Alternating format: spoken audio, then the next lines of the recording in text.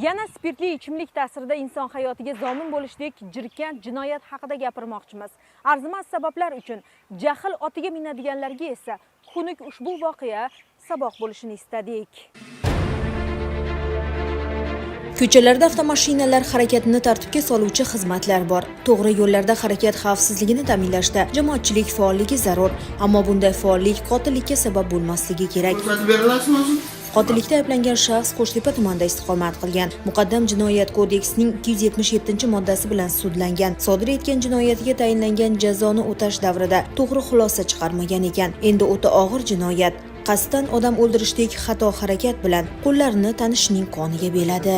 Siz qaytib turibsiz. Men baytda shunday olishim bilan, baytda olishim bilan kuchanda lazmani ko'rib, bunga aytib shunaqa qilish bilan ketib qoldi. Sudlangan shaxs tadbirkor edi. Tanish bilish, mahalla kuyga yordami tekkan joylari ham bo'lgan. Ammo spirtli ichimlik iste'moli uni jahl jilovida bebosh qilib qo'ygani keltiriladi.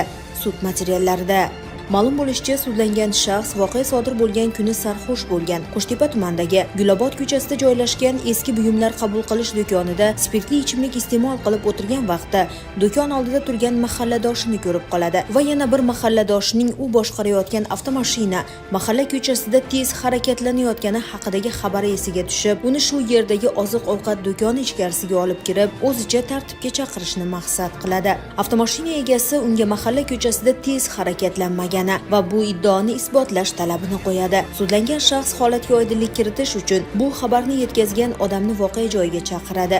U yetib keladi ham. Uning mahalla ko'chasida tez harakatlanayotgan avtomashina ayni o'sha haydovchi boshqaruvidagi avtomashina, ammo haydovchisi kim ekanini aniq ko'rmaganman degan javobi sudlanuvchini g'azablantiradi. Qo'liga shu yerda bo'lgan oshxona pichog'ini olib, avtomashinani tez haydaganlikda gumon qilgan tanishining bo'yniga tirab, uni o'ldirish bilan tahdid qiladi. Sarxushlik sabab o'zini boshqara olmagan shaxs o'zaro janjal davomida ularni ajratish istagida o'rtaga tushgan uchinchi shaxsga, ya'ni unga xabar yetkazgan mahalladoshiga qo'lidagi pichoq bilan tashlana boshlaydi. Shu joyda oshxona pichog'ini uning ko'krak qafasi chap sohasiga bir marotaba sanchib olib, o'limiga sabab bo'lgan og'ir tan jarohati yetkazadi. Jinoyat ishlari bo'yicha Bag'dod tuman sudida mazkur jinoyat kodeksining tegishli moddalari tartibida ko'rilib, unga jazo muqarrarligi ta'minlandi.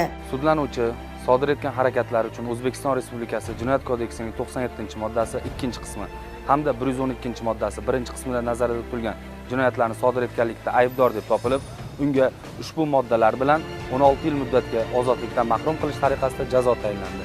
Jazoni umumiy tartibli koloniyalarda o'tash belgilandi.